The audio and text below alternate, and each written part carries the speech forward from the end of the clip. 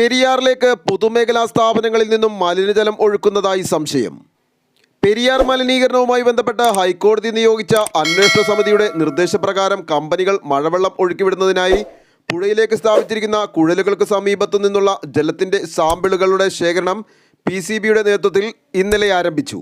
പരിശോധനയിൽ പൊതുമേഖലാ സ്ഥാപനങ്ങളിൽ നിന്നും പെരിയാറിലേക്ക് മലിനജലം ഒഴുക്കുന്നതായി സംശയമുണ്ടെന്നും വെളുത്ത നിറത്തിലുള്ള വെള്ളം കുഴലിലൂടെ പുഴയിലേക്ക് ഒഴുകിയെത്തിയതെന്നും PCB ഉദ്യോഗസ്ഥർ ഇതിൻ്റെ സാമ്പിളുകൾ ശേഖരിച്ചിട്ടുണ്ടെന്നും പരിസ്ഥിതി പ്രവർത്തകർ പറഞ്ഞു.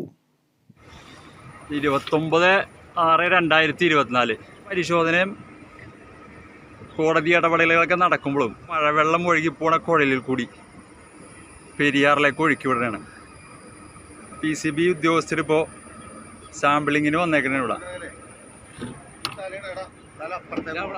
അവരുടെ സാന്നിധ്യത്തിലാണ് വീഡിയോ എടുക്കുന്നത്.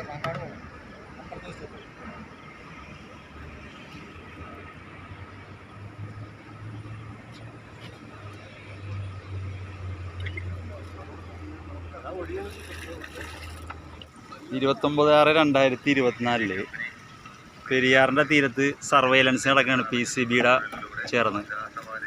മഴവെള്ളം ഒഴുകിപ്പോണ തോടുന്നുള്ള രീതിയിൽ സൈഡിൽ സ്റ്റോം വാട്ടർ ഡിസ്ചാർജ്, അതിൻ്റെ അടിയിലൊരു പൈപ്പ്, നേരെ അടിയിലേക്ക് വരുമ്പോൾ ഒരു ദ്രവിച്ച പൈപ്പ് അണ്ടർഗ്രൗണ്ടിൽ കാണാം.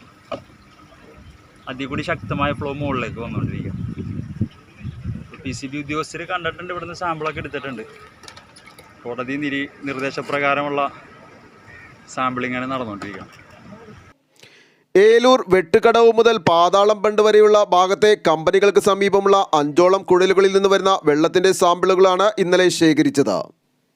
ഇതിനിടയിൽ ഇവർ സഞ്ചരിച്ചിരുന്ന യന്ത്രവഞ്ചി തകരാറിലായതിനെ തുടർന്ന് ഇന്നലത്തെ സാമ്പിൾ ശേഖരണം നിർത്തിവെക്കുകയായിരുന്നു. വരും ദിവസങ്ങളിലും ഏലൂർ എടയാർ ഭാഗങ്ങളിൽ പെരിയാറിനോട് ചേർന്ന് കമ്പനികൾ പുഴയിലേക്ക് സ്ഥാപിച്ചിരിക്കുന്ന കുഴലുകൾക്ക് സമീപത്തു നിന്നും സാമ്പിളുകൾ ശേഖരിച്ച് പരിശോധിച്ചതിന് ശേഷമായിരിക്കും റിപ്പോർട്ട് സമർപ്പിക്കുക. News desk, Eloor.